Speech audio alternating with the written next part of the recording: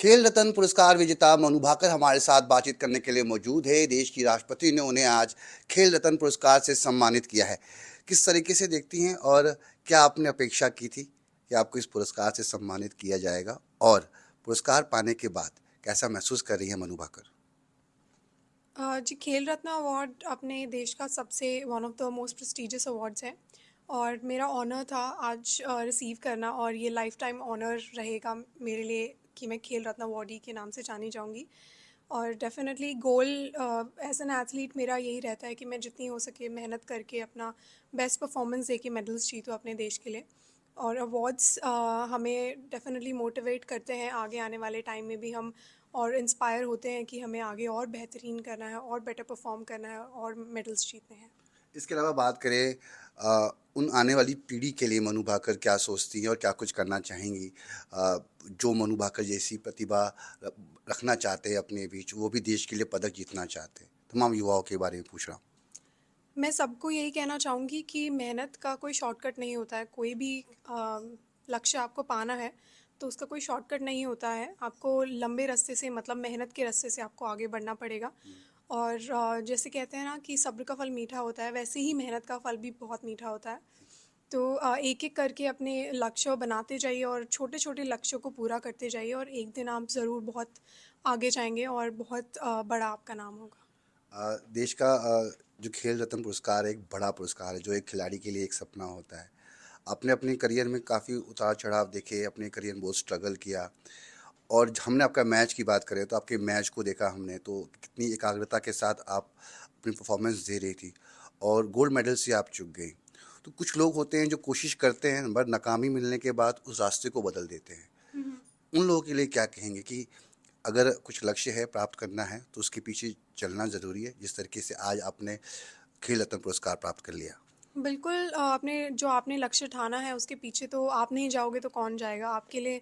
आप खुद को ही मेहनत करके वो अचीव करना पड़ेगा। और वही बात है कि पिछले ओलंपिक में, टोक्यो में, जिस तरीके से मेरा परफॉर्मेंस इतना अच्छा नहीं रहा था, जी।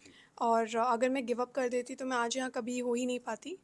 तो आज मैं यहाँ हूँ, और आई एम श्योर कि अगर आप लोग भी मेहनत करेंगे और गिव अप नहीं करेंगे तो आपके भी ड्रीम्स पूरे होंगे। आप थैंक यू। हरियाणा से आती हैं और हरियाणा के जो तमाम लोग हैं वो भी मनु भाकर जैसा बनना चाहते हैं, और भारत ने जिस तरीके से भारत की खेल पॉलिसी ने जिस तरीके से तमाम चीज़ों को किया है आने वाले समय में, ताकि हर गांव तक लोग ये मैसेज उनको मिल सके। तमाम चीज़ें सरकारें भी कोशिश कर रही हैं कि खेल की एक्टिविटीज़ में बच्चे पार्टिसिपेट करें।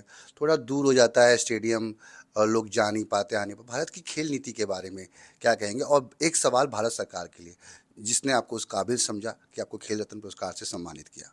मैं मानती हूँ कि हमारा देश बहुत जल्दी से तरक्की कर रहा है, और आई थिंक वो दिन दूर नहीं जब हम डेवलप नेशन होंगे। और डेफिनेटली इसमें बहुत मेहनत लगेगी और सबकी तरफ से कंट्रीब्यूशन लगेगा। पर जिस तरीके से, जिस रेट पर बढ़ रहा है, चाहे स्पोर्ट्स की ही बात हम करें, पिछले इतने सालों में हमने इतनी सारी स्कीम्स देखी हैं, जिसमें से एक सबसे एक दो प्रोमिनेंट स्कीम्स जी। हमने देखी। खेलो इंडिया आजकल लगभग 75% एथलीट्स मेरी ही टीम में खेलो इंडिया से आए हुए जी। एथलीट्स हैं। तो इस तरीके की जो पॉलिसीज़ हैं वो कहीं ना कहीं बहुत ही बेहतरीन साबित हो रही हैं। और फिर टॉप स्कीम की अगर हम बात करें, मैं टॉप्स का हिस्सा रही हूँ लगभग 4-5 साल से। तो आई थिंक इस तरीके की पॉलिसीज़ अगर आनी शुरू हो गई और वो इतने सारे खिलाड़ियों की मदद कर रही हैं, तो डेफिनेटली मेरा मानना है कि हम सही दिशा में जा रहे हैं।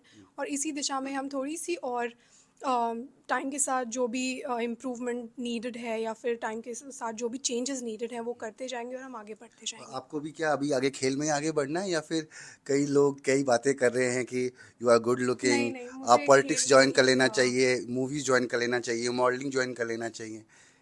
उन लोगों को क्या जवाब देंगी मनु भाकर? मैं किसी को कोई जवाब नहीं दूंगी। मुझे अपना स्पोर्ट बहुत पसंद है, जी। और मैं जब तक इंजॉय करती रहूँगी मैं तब तक करती रहूँगी। और ऐसा कभी मैंने सोचा नहीं है कि बाकी और क्या करियर ऑप्शन है, क्योंकि मेरे लिए मेरा स्पोर्ट ही है। थैंक धन्यवाद यू। मनु हमसे थैंक यू। बातचीत करने के लिए। तो आप सुन रहे थे मनु भाकर को, जिन्होंने तमाम मुद्दे पर न्यूज़ 18 के साथ खास बातचीत की। नई दिल्ली से मैं रवि मिश्रा।